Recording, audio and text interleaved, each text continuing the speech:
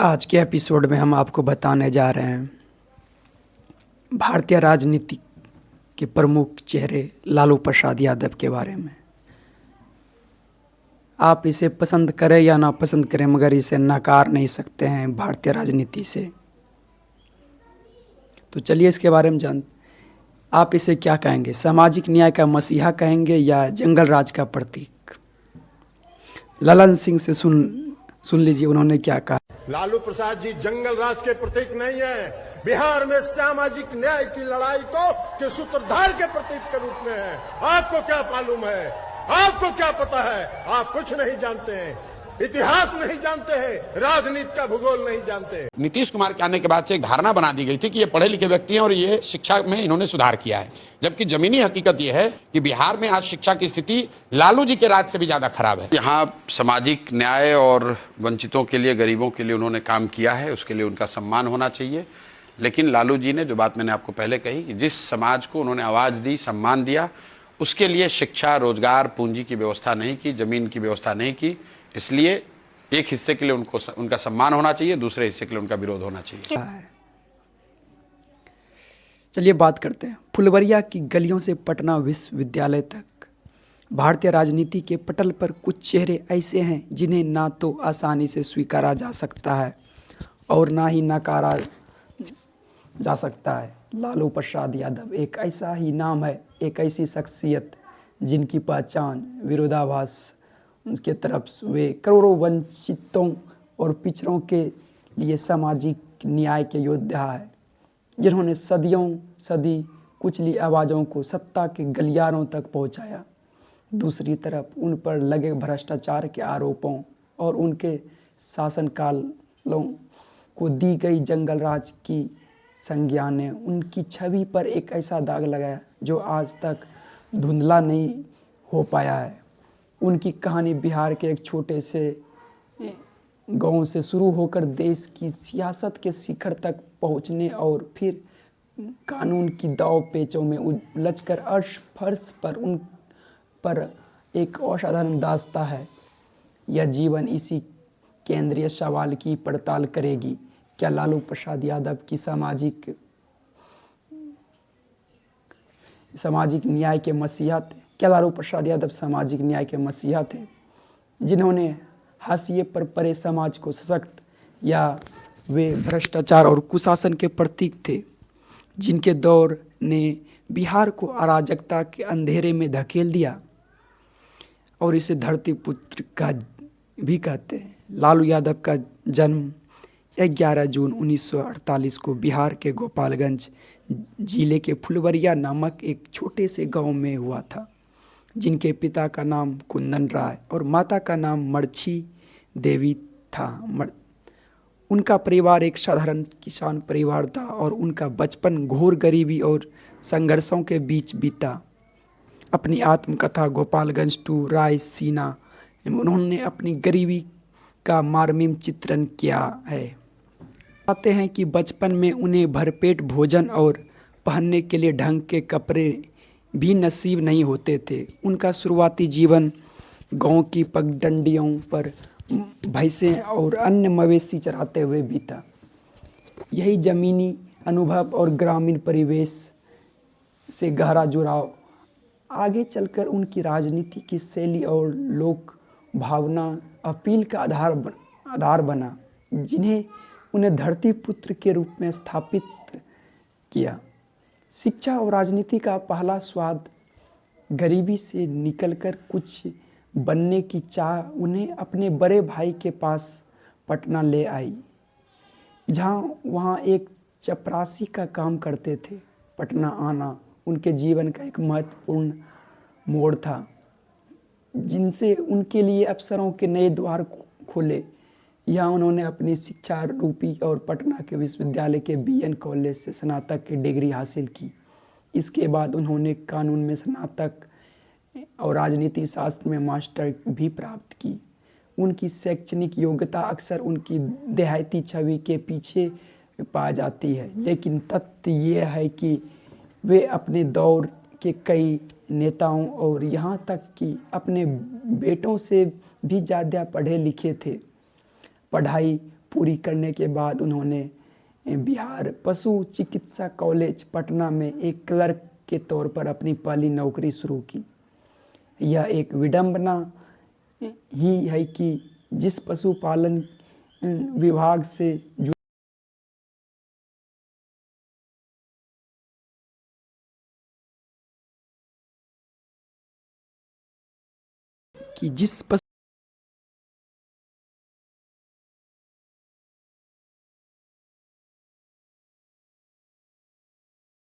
पशुपालन विभाग से जुड़े घोटाले ने बाद में उनके राजनीतिक जीवन को ग्रहण लगा दिया।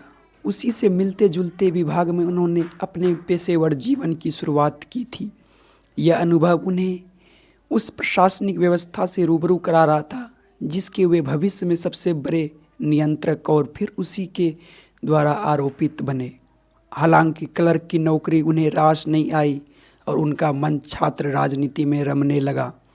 1970 में वे पटना विश्वविद्यालय छात्र संघ PUSU के महासचिव चुने गए और 1973 में इसके अध्यक्ष बने। यही वह मंच था जहां उन्होंने अपने भाषण, कला, नेतृत्व क्षमता और जनता से जुड़ने के अनोखे अंदाज को निखारा। यह उनके राजनीतिक जीवन की पहली सीढ़ी थी जिसने भविष्य के एक बड़े नेता की नींव रखी। और चलिए, और जेपी का सिपाही और सियासत में पहला कदम, संपूर्ण क्रांति की आग। 1970 का दशक भारतीय राजनीति में भारी उथल पुथल का दौर था। तत्कालीन प्रधानमंत्री इंदिरा गांधी की सरकार के खिलाफ देश में असंतोष बढ़ रहा था और इसी असंतोष की आग को लोकनायक जयप्रकाश नारायण जेपी ने संपूर्ण क्रांति के नारे के साथ एक राष्ट्रव्यापी आंदोलन में बदल दिया। पटना विश्वविद्यालय छात्र संघ के अध्यक्ष के तौर पर लालू प्रसाद यादव इस आंदोलन के स्वाभाविक नेता बनकर उभरे। उन्हें आंदोलन को गति देने के लिए गठित बिहार छात्र संघर्ष समिति का अध्यक्ष भी चुना गया। उनका जोशीला अंदाज, ओजस्वी भाषण और छात्रों को संगठित करने की क्षमता ने खुद जेपी को भी प्रभावित किया। वे बिहार में जेपी आंदोलन के सबसे मुखर और पहचाने जाने वाले चेहरों में से एक बन गए। जब सरकार ने आंदोलन को कुचलने के लिए आपातकालीन इमरजेंसी लगाया तो लालू यादव को भी आंतरिक सुरक्षा कानून मीसा के तहत गिरफ्तार कर जेल भेज दिया, जो कि बाद में उन्होंने अपने बेटी का नाम Misa maintenance of internal security act के तहत गिरफ्तार कर जेल भेज दिया गया, जो कि बाद में उन्होंने अपने बेटी का भी पहली बेटी का नाम मीसा ही रखा। जेल में बिताया यह समय उनके राजनीतिक जीवन के लिए एक तमगे की तरह साबित हुआ, जिसने उन्हें सत्ता विरोधी संघर्ष के एक सच्चे नायक के रूप में स्थापित किया। इस दौर का उनके जीवन पर इतना गहरा प्रभाव पड़ा कि जब 1976 में उनकी पहली बेटी का जन्म हुआ तो उन्होंने उसका नाम इसी कानून के नाम पर मीसा रखा। और एक ऐतिहासिक जीत, आपातकाल खत्म होने के बाद 1977 में हुए लोकसभा चुनाव ने देश की राजनीति की दिशा बदल दी। जेपी आंदोलन से निकले युवा लालू प्रसाद यादव को जनता पार्टी ने छपरा, जो कि अभी सारण लोकसभा सीट से अपना उम्मीदवार बनाया। उस समय उनकी उम्र महज 29 साल थी। उनके सामने कांग्रेस के एक अनुभवी नेता थे, लेकिन देश में कांग्रेस विरोधी लहर इतनी प्रचंड थी कि नतीजे चौंकाने वाले आए। लालू यादव ने यह चुनाव एक ऐसे ऐतिहासिक अंतर से जीता जो आज भी एक कीर्तिमान है। उन्होंने कुल पड़े वोटों में से लगभग 85.97% वोट हासिल किए, जो कि 4,15,409 वोट थे। यह जीत सिर्फ एक चुनावी सफलता नहीं थी, बल्कि एक राजनीतिक विस्फोट था। इस जीत ने उन्हें भारतीय संसद के सबसे युवा सदस्यों में से एक बना दिया। उनकी यह शानदार जीत केवल उनके व्यक्तिगत करिश्मे का परिणाम नहीं था, बल्कि यह उस समय की राजनीतिक परिस्थितियों का भी नतीजा थी। जेपी आंदोलन ने उन्हें एक वैचारिक मंच और पहचान दी। आपातकाल ने उन्हें एक राजनीतिक बलिदानी का कर्जा दिया और कांग्रेस के खिलाफ राष्ट्रव्यापी गुस्से ने एक ऐसा राजनीतिक शून्य पैदा किया जिसे भरने के लिए लालू यादव जैसे युवा ऊर्जावान और पिछड़ी जाति के नेता के लिए आदर्श स्थिति थी। इन सभी कारकों के मेल ने एक संभावित जीत को एक ऐतिहासिक विजय में बदल दिया, जिसकी लहर पर सवार होकर लालू ने राष्ट्रीय राजनीति में अपना पहला और सबसे मजबूत कदम रखा। बिहार का लालू राज। मुख्यमंत्री की कुर्सी। 1977 की शानदार जीत के बाद लालू यादव का राजनीतिक कद लगातार बढ़ता गया। 1980 के दशक में वे 2 बार बिहार विधानसभा के सदस्य रहे और 1989 में विधानसभा में विपक्ष के नेता बने। 1990 की विधानसभा चुनाव में जनता दल ने बिहार में जीत दर्ज की और मुख्यमंत्री पद के लिए कई दावेदारों के बीच एक राजनीतिक खींचातान शुरू हो गई। इस दावपेच के खेल में तत्कालीन उप प्रधानमंत्री देवीलाल ने लालू यादव का नाम एक सुलझे हुए उम्मीदवार के रूप में आगे बढ़ाया और वे अपने प्रतिद्वंदियों को पछाड़कर 10 मार्च 1990 को पहली बार बिहार के मुख्यमंत्री बने। मुख्यमंत्री बनने के बाद उन्होंने एक ऐसा कदम उठाया जो उनकी भविष्य की राजनीति का प्रतीक बन गया। उन्होंने राजभवन के बंद दरवाजों के बजाय पटना के ऐतिहासिक गांधी मैदान में जनता के बीच शपथ ग्रहण करने का फैसला किया। यह एक शक्तिशाली सांकेतिक संदेश था कि उनकी सरकार महलों से नहीं बल्कि जनता के बीच से चलेगी। और चलिए अब बात करते हैं मंडल और आडवाणी और MY समीकरण के बारे में। लालू यादव के शासन की सबसे बड़ी पहचान बिहार की जाति आधारित राजनीति को मौलिक रूप से बदलना था। उन्होंने सत्ता के 3 स्तंभों पर अपनी पकड़ बनाई, जिसने उन्हें दशकों तक बिहार की राजनीति का सबसे प्रमुख चेहरा बनाए रखा। सबसे पहला है मंडल आयोग। उन्होंने केंद्र सरकार द्वारा लागू की गई मंडल आयोग की सिफारिशों को बिहार में पूरी मुखरता और ताकत से लागू किया। पिछड़ी जातियों के लिए सरकारी नौकरियों में आरक्षण के इस कदम ने उन्हें अन्य पिछड़ा वर्ग OBC का निर्विवाद नेता बना दिया। जहां पहले बिहार की राजनीति में अग्रणी जातियों का दबदबा था और पिछड़ी जातियों को सत्ता में सिर्फ सांकेतिक भागीदारी मिलती थी, लालू ने इस समीकरण को पलट दिया। उन्होंने समायोजन की राजनीति को दावेदारी की राजनीति में बदल दिया। जहां पिछड़ी जातियां अब सत्ता में हिस्सा नहीं मांग रही थी बल्कि उस पर अपना दांव ठोक रही थी। और दूसरा, आडवाणी की गिरफ्तारी। 23 सितंबर 1990 को उन्होंने एक ऐसा साहसिक और ऐतिहासिक फैसला लिया जिसने राष्ट्रीय राजनीति में भूचाल ला दिया। उन्होंने अयोध्या में राम मंदिर निर्माण के लिए रथ यात्रा निकाल रहे भारतीय जनता पार्टी के वरिष्ठ नेता लाल कृष्ण आडवाणी को समस्तीपुर में गिरफ्तार करवा दिया। इस एक कदम ने उन्हें देश भर में हिंदुत्व की राजनीति के खिलाफ एक सबसे बड़े धर्मनिरपेक्ष योद्धा के रूप में स्थापित कर दिया। और तीसरा, MY समीकरण। इन दोनों रणनीतियों का परिणाम था बिहार के सबसे शक्तिशाली चुनावी समीकरण का जन्म। मुस्लिम यादव, इसे MY समीकरण भी कहते हैं। मंडल के जरिए उन्होंने यादवों समेत अन्य पिछड़ी जातियों को गोलबंद किया और आडवाणी की गिरफ्तारी ने उन्हें मुसलमानों का सबसे भरोसेमंद नेता बना दिया, जिनका वोट पारंपरिक रूप से कांग्रेस को मिलता था। यह मुस्लिम लगभग 17% और यादव लगभग 14% का गठजोड़ उनके लिए एक अजेय वोट बैंक बन गया, जिनके दम पर उन्होंने और उनकी पार्टी ने बिहार पर 15 साल तक शासन किया। और चलिए अब बात करते हैं जंगल राज बनाम सामाजिक न्याय की। और लालू यादव का शासनकाल 2 बिल्कुल विपरीत छवियों के लिए जाना जाता है। उनके समर्थकों के लिए यह सामाजिक न्याय का स्वर्ण काल था। उन्हें एक ऐसे मसीहा के रूप में देखा जाता है जिन्होंने सदियों से दबे कुचले, शोषित और वंचित समाज को सम्मान, स्वाभिमान और राजनीतिक आवाज़ दी, जिन्होंने चरवाहा विद्यालय जैसी अनूठी पहल की जिसका मकसद मवेशी चराने वाले बच्चों को शिक्षा की मुख्य धारा से जोड़ना था। वे दलितों और गरीबों की बस्तियों में जाकर उनके साथ बैठते, जो उन्हें जनता से सीधे जोड़ता था। वहीं दूसरी ओर उनके आलोचक और विरोधी उनके शासनकाल को जंगल राज की संज्ञा देते हैं। यह शब्द कथित तौर पर पहली बार पटना उच्च न्यायालय की एक टिप्पणी में इस्तेमाल किया गया था।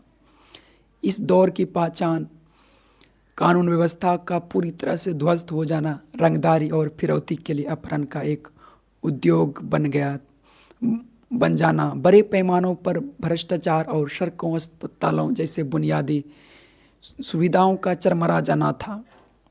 यह उनके शासन का वह पक्ष है जहाँ सामाजिक सशक्तिकरण जैसे बुनियादी सशक्तिकरण के साथ साथ प्रशासनिक अराजकता भी चरम पर थी। लालू यादव की विरासत इन्हीं दो ध्रुवों के बीच झूलती है, एक तरफ सामाजिक उत्थान का नायक तो दूसरी तरफ कुशासन का प्रतीक। और चलिए अब बात करते हैं चारा घोटाला। अर्श से फर्श तक भारत का सबसे बड़ा घोटाला आप इसे कह रहे हैं मीडिया वाले। 1990 के दशक के मध्य में लालू यादव अपने राजनीतिक जीवन के शिखर पर थे, लेकिन तभी एक ऐसा घोटाले का पर्दाफाश हुआ जिसने उनकी छवि को हमेशा के लिए बदल दिया। यह था लगभग 950 करोड़ रुपये का चारा घोटाला। यह घोटाला कई वर्षों से चल रहा था, जिसमें बिहार के सरकारी खजाने से पशुओं के चारे, दवाओं और उपकरणों के नाम पर फर्जी बिल बनाकर अवैध निकासी की जा रही थी। यह घोटाला नौकरशाहों, नेताओं और आपूर्तिकर्ताओं के एक संगठित गठजोड़ द्वारा अंजाम दिया जा रहा था। घोटाले का तरीका इतना हास्यास्पद था कि कागजों पर मवेशियों को जिन गाड़ियों से ढोया जाना दिखाया गया, जांच में उनके रजिस्ट्रेशन नंबर स्कूटर, मोपेड और ऑटो रिक्शा के निकले। यह घोटाला जनवरी 1996 में तब पूरी तरह से सामने आया जब तत्कालीन वित्त आयुक्त वीएस दुबे के निर्देश पर चाईबासा के उपायुक्त अमित खेरे ने पशुपालन विभाग के दफ्तरों पर छापा मारा। सीबीआई का शिकंजा और सत्ता का स्थानांतरण। मामले की गंभीरता को देखते हुए मार्च 1996 में पटना उच्च न्यायालय ने इसकी जांच केंद्रीय जांच ब्यूरो सीबीआई को सौंप दी। सीबीआई जांच की आंच धीरे धीरे मुख्यमंत्री कार्यालय तक पहुंचने लगी। जून 1997 में सीबीआई ने अपनी चार्जशीट में लालू प्रसाद यादव को एक आरोपी के रूप में नामित किया। चारों तरफ से बढ़ते राजनीतिक दबाव और गिरफ्तारी की तलवार लटकने के बीच लालू यादव ने 25 जुलाई 1997 को मुख्यमंत्री पद से इस्तीफा दे दिया। लेकिन सत्ता छोड़ने से पहले उन्होंने एक ऐसा राजनीतिक दांव चला जिसकी किसी को उम्मीद नहीं थी। उन्होंने अपनी पत्नी राबड़ी देवी, जिनका राजनीति से कोई वास्ता नहीं था, को बिहार का अगला मुख्यमंत्री बना दिया। यह एक ऐसा कदम था जिसने यह सुनिश्चित किया कि सत्ता की चाबी परोक्ष रूप से उन्हीं के हाथों में रहे। और चलिए अब चलते अदालत, सजा और अयोग्यता पर। इसके बाद लालू यादव के जीवन का एक लंबा अध्याय कानूनी लड़ाइयों में बीता। चारा घोटाला एक नहीं बल्कि कई अलग अलग मामलों का एक समूह था जो विभिन्न सरकारी कोषागारों से अवैध निकासी से जुड़े थे। वर्षों तक चली अदालती कार्रवाई के बाद उन्हें एक एक कर कई मामलों में दोषी ठहराया गया। उनकी पहली बड़ी सज़ा 30 सितंबर 2013 को आई, जब उन्हें चाईबासा कोषागार मामले में 5 साल कैद की सज़ा सुनाई गई। इस सज़ा के साथ ही सुप्रीम कोर्ट के नियम के अनुसार उनकी संसद सदस्यता तत्काल प्रभाव से रद्द कर दी गई और उन पर 11 वर्षों के लिए चुनाव लड़ने पर रोक लगा दी गई। यह उनके सक्रिय चुनावी राजनीतिक जीवन का अंत था। इसके बाद भी विभिन्न मामलों में सज़ा का सिलसिला जारी रहा। और चलिए चलते हैं चारा घोटाला, प्रमुख मामले और सज़ा का देखिए विवरण आपकी स्क्रीन पर। और पहला चाईबासा कोषागार पहला मामला है, जिसमें कथित राशि 37.7 करोड़ और सज़ा की तारीख 30 सितंबर, सज़ा 5 साल और कैद, 25 लाख जुर्माना। देवघर कोषागार, चाईबासा कोषागार, दुमका कोषागार, डोरांड कोषागार। यह कानूनी प्रक्रिया उनके राजनीतिक जीवन का एक ऐसा अध्याय है जिसने उन्हें सत्ता के शिखर के से सलाखों के पीछे पहुंचा दिया। अब चलिए बात करते हैं रेल मंत्री और मैनेजमेंट गुरु। बात की कहानी है रेल मंत्री और मैनेजमेंट गुरु के बारे में। दिल्ली में किंग मेकर, चारा घोटाले के आरोपी और जनता दल के भीतर बढ़ते विरोध के कारण लालू यादव ने 5 जुलाई 1997 को अपनी नई पार्टी राष्ट्रीय जनता दल आरजेडी का गठन किया। बिहार की राजनीति में कानूनी मुश्किलों से घिरे होने के बावजूद राष्ट्रीय स्तर पर उनका प्रभाव कम नहीं हुआ, जो कि आज तक भी उसी तरह का प्रभाव है। 2004 के लोकसभा चुनाव में आरजेडी ने बिहार में शानदार प्रदर्शन किया और केंद्र में कांग्रेस के नेतृत्व वाली संयुक्त प्रगतिशील गठबंधन, जिसको यूपीए सरकार के गठन में महत्वपूर्ण किंग मेकर की भूमिका निभाई। इसी राजनीतिक सौदेबाजी के तहत उन्हें केंद्र सरकार में एक महत्वपूर्ण पद मिला। वे भारत के रेल मंत्री बने। और चलिए रेल का मंत्री बनने के बाद उन्होंने क्या क्या काम किए। रेल मंत्री के रूप में लालू यादव का कार्यकाल उनके राजनीतिक जीवन का सबसे विरोधाभासी और प्रशंसित अध्याय माना जाता है। जिस नेता की छवि बिहार में प्रशासनिक विफलता से जुड़ी थी, उसने भारतीय रेलवे जैसे विशाल और दशकों से घाटे में चल रहे संस्थान की काया पलट कर दी। उनके कार्यकाल 2004 से 9 के दौरान भारतीय रेलवे ने कथित तौर पर लगभग 90,000 करोड़ का मुनाफा कमाया। यह सफलता कई अनूठी और लोक लुभावन पहलों का परिणाम थी। गरीब रथ, उन्होंने आम आदमी के लिए पूरी तरह से एसी गरीब रथ ट्रेनों की शुरुआत की, जिनका किराया सामान्य एसी ट्रेनों से काफ़ी कम था और आज भी इनका किराया 1,000 रुपये है पटना से दिल्ली या भागलपुर से दिल्ली के लिए। और दूसरा कुल्हड़ और लस्सी, ग्रामीण अर्थव्यवस्था को बढ़ावा देने के लिए उन्होंने ट्रेनों में चाय के लिए प्लास्टिक कप की जगह मिट्टी के कुल्हड़ और लस्सी जैसे स्थानीय पेय पदार्थों की बिक्री अनिवार्य कर दी। तीसरा, किराया नहीं बढ़ाया। सबसे बड़ी उपलब्धि यह थी कि यह वित्तीय बदलाव बिना यात्री किए या माल भाड़े में वृद्धि किए हासिल किया गया।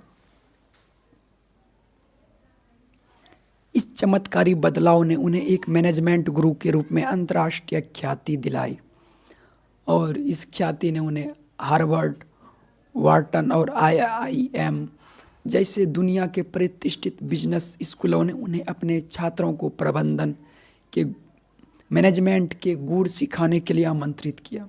हालांकि इस सफलता की कहानी पर भी विवादों का साया रहा।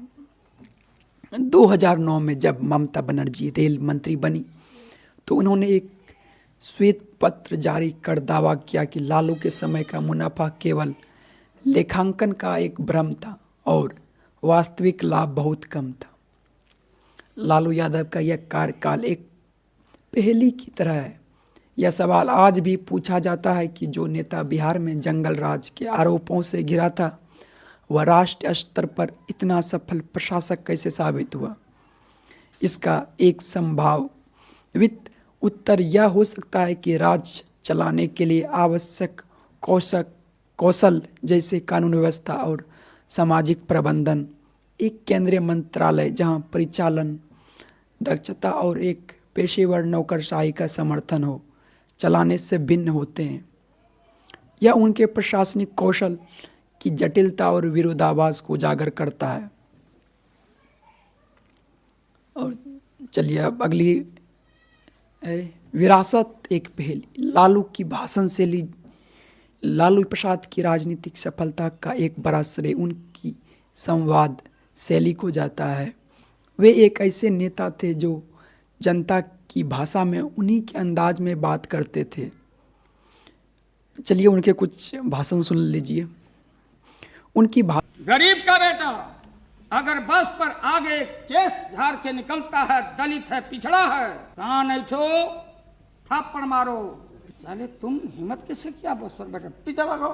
लालू यादव आया, जगो, जो बाबा साहब अम्बेडकर ने जो हमें जीने का, बिहार के गरीबों को जगाया। शासन शैली में गवई अंदाज, ठेठ मुहावरे और हास्य का एक ऐसा अनूठा मिश्रण था जो सीधे आम लोगों के दिलों से जोड़ता था। उनका यह देहातीपन कोई कमजोरी नहीं बल्कि उनका सबसे बड़ा राजनीतिक हथियार था। यह उस अभी ताज अंग्रेजी बोलने वाले राजनीतिक वर्ग को एक सीधी चुनौती थी जिसे वे और उनके समर्थक अपने उत्पीड़क के रूप में देखते थे।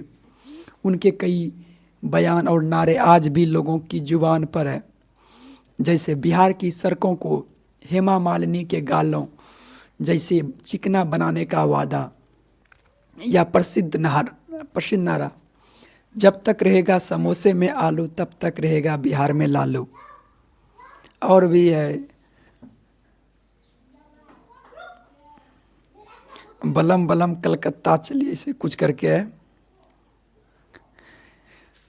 उनका यह अंदाज एक सोची समझी रणनीति थी जिसने उनकी एक प्रामाणिक और जमीनी नेता की छवि गढ़ी। इस शैली ने उनके समर्थकों को यह एहसास दिलाया कि सत्ता में बैठा व्यक्ति उन्हीं में से एक है जो उनकी भाषा बोलता है और उनके दर्द को समझता है। और चलिए, परिवार और सियासत। भारतीय राजनीति की कई अन्य पार्टियों की तरह आरजेडी पर भी परिवारवाद का गहरा प्रभाव है। लालू यादव ने अपनी राजनीतिक विरासत को अपने परिवार में ही आगे बढ़ाया। उनकी पत्नी राबड़ी देवी 3 बार बिहार की मुख्यमंत्री रही। उनके दोनों बेटे तेज प्रताप यादव और तेजस्वी यादव बिहार सरकार में मंत्री रह चुके हैं, और जो कि फिलहाल में तेज प्रताप यादव को 6 वर्षों के लिए अपनी पार्टी से और परिवार से निष्कासित कर दिया है। और बेटी मीसा भारती राज्यसभा सांसद है। चारा घोटाले में दोषी ठहराए जाने और चुनाव लड़ने से अयोग्य होने के बाद लालू ने अपनी राजनीतिक विरासत अपने छोटे बेटे तेजस्वी यादव को सौंप दी है, और जो अब पार्टी का चेहरा है और बिहार की राजनीति में एक प्रमुख नेता के रूप में उभरे हैं। हालांकि परिवार पर भी भ्रष्टाचार के कई अन्य आरोप लगे हैं, जिनमें रेलवे में नौकरी के बदले जमीन लेने के घोटाला और आय से अधिक संपत्ति के मामले में शामिल है, जिसने पार्टी हुआ पर वंशवाद और भ्रष्टाचार के आरोपों को और मजबूत किया है। लालू प्रसाद यादव की कहानी आधुनिक भारत की सबसे जटिल और बहुस्तरीय राजनीतिक यात्राओं में से एक है। वे एक ऐसे नेता है जिन्हें किसी एक खांचे में फिट नहीं किया जा सकता। वे करोड़ों लोगों के लिए सामाजिक न्याय के महानायक हैं, जिन्होंने उन्हें सदियों की गुलामी से निकालकर राजनीतिक सत्ता में हिस्सेदारी दिलाई और उन्हें स्वाभिमान से जीने का हक दिया। वहीं एक बड़े वर्ग के लिए वे उस दौर के प्रतीक हैं जब बिहार में कानून का राज खत्म हो गया था और भ्रष्टाचार ने संस्थागत रूप ले लिया था।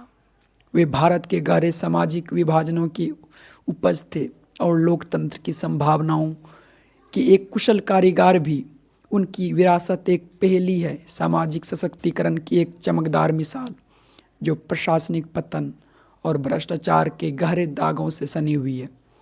अंततः लालू प्रसाद यादव की कहानी ही आधुनिक बिहार की कहानी है।